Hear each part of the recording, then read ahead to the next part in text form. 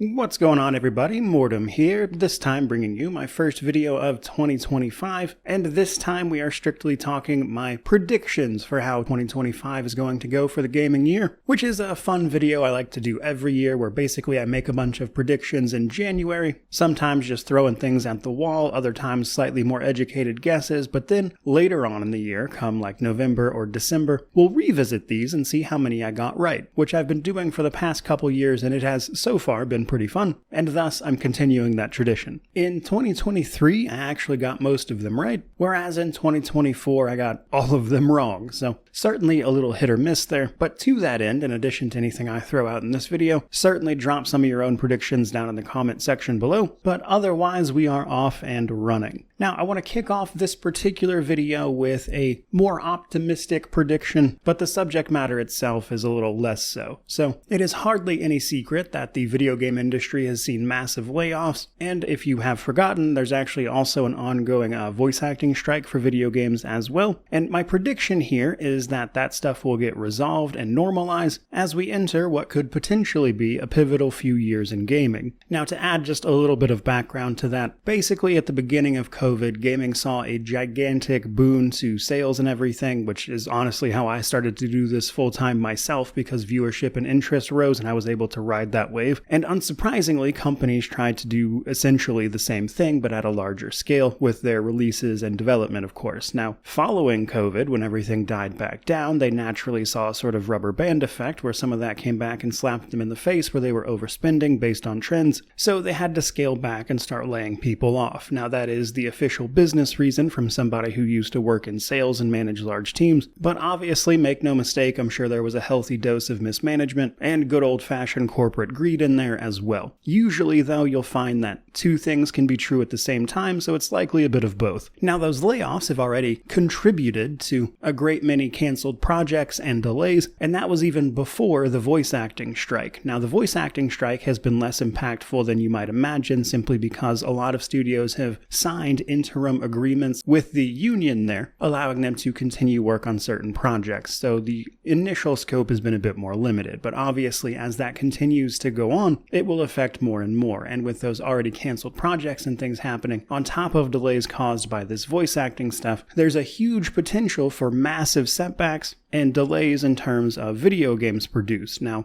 obviously, I am much more concerned with people's livelihoods than I am more video games to play, so there's that. Now, I have seen some people saying that this is definitely heading towards a second video game crash, and frankly, I just don't think that's true. Video games, if anything, continue to grow. Maybe not the sections that a channel in this little corner of the internet would care about, that is to say, mobile gaming and the like, continues to be an extreme growth driver, but regardless of overall industry health one way or the other, I ultimately want more PC single-player RPGs made by people who can make a living doing what they're passionate about, and to that end, I'm going to stay optimistic and stick with the prediction that all of that gets resolved, and in addition to the already, I would say, pretty stacked lineup for 2025, we get news of better overall direction for the industry. But that is ultimately just the first prediction, and we've got several more to go. Next up is the Oblivion remake or remaster. So this is rumors that have been floating around forever, but more recently people have been a little more fever-pitched about it with the rumors of The Elder Scrolls Oblivion getting some sort of, again, remake or remaster, with the most recent rumors that this will be announced sometime soon, which a lot of people have been mentioning because Skyblivion, a big upcoming expansion-sized mod that is porting Oblivion into Skyrim, more or less, is also set to release in 2025, and there's been some back and forth about the conflict that could potentially bring, all of which is of interest to me because I love Oblivion, as I've talked about a few times recently, but prediction-wise, to be specific here, I want to go crazy and say that, despite truth be told, I really don't think we're actually going to get one of these remasters or remakes. I'm not really expecting it at all, but prediction-wise, I'm going to go ahead and say that we will get that remake or remaster. Skyblivion will also release this year, and it'll be fine and they won't step on each other's toes. So assuming we get that official remake or remaster at all to begin with, the reason I feel this way is simply because I have have a feeling that the market for those two things is very different. While it is no secret that modding for things like Skyrim is extremely large in comparison to basically every other game, it also simply does not encompass most people, and I think the people who are already into doing things like modding Skyrim, etc., are more likely to engage with something like Oblivion, whereas the vast majority of people, which is who Bethesda would be marketing things like a remake or a remaster to, probably aren't the people who are going to play it via a mod anyway. And while I have absolutely no doubt that there is, of course, some overlap in terms of interest there, I do, for the most part, largely think those are likely separate audiences being targeted, and I don't think it would be as big a deal as I have seen people make it out to potentially be, and thus that is my prediction for that one. Which brings us to our third entry, which is learning about what Owlcat Games is up to. So Owlcat Games, the developer and publisher behind my favorite game, Pathfinder Wrath of the Righteous, had a pretty big year in 2024, even if it may not have seemed like it, and this is because they recently announced they became a publisher, officially publishing 2 games while also having several of their own projects in the work at the same time. Now, we already know what games they are publishing, but what we don't know is what Owlcat themselves are actually working on, and I have a feeling 2024 is the year where you're going to learn about that. Reason being is that they have operated on a roughly 2-year cycle in terms of game releases for quite some time, and with their last release being Warhammer 40k Rogue Trader right at the end of 2023, it would stand to reason that sometime this year we will likely get an announcement of whatever at least one of the projects is that Owlcat is working on, and while I would not venture a guess as to what it is, like most people, I'm certainly hoping for either more Pathfinder or more Warhammer, or honestly simply anything they're passionate about, as they've created quite a few games that I've really enjoyed at this point, and thus, whatever it is, I'm willing to hear them out about it. But I imagine we'll get word on one of those projects this year, which is what this prediction is. Which brings us to our fourth entry. In a very similar vein, learning what Obsidian's next games are going to be. So Obsidian Entertainment is,